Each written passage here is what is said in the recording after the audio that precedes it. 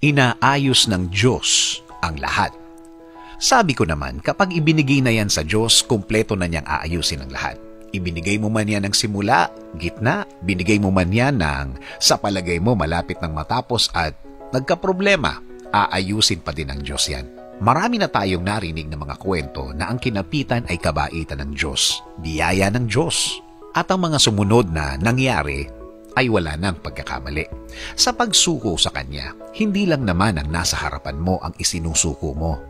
Pati na yung mga mangyayari, pati na yung ikaw gumawa, pati na yung imposibleng mangyari. Lahat yan i-arrange kung matututo tayong ibigay sa Diyos ang lahat. Diba, sabi nga, trust Him with all your heart, meaning lahat ito ibibigay mo sa Kanya. Na-imagine mo naman siguro ang pwede pang mangyari kung lahat yan ay itutuloy mong balikatin. Lahat-lahat yan.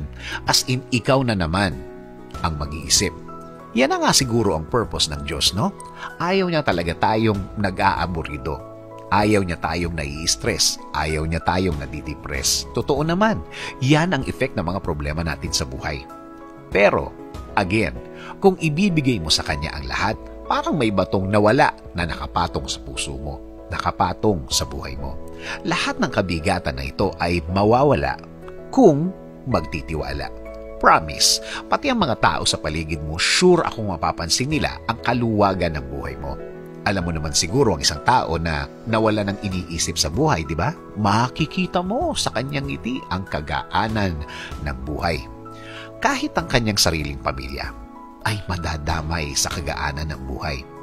Hindi lang ikaw ang gaganda ang araw. Kahit sila. At hayaan mong makita at maramdaman at malaman nila ang pagpapala kapag Diyos na ang nasa gitna. Kaya bago ka pa ma-stress sa mga problemang yan at pumangit ng husto, matuto tayong magtiwala sa Kanya.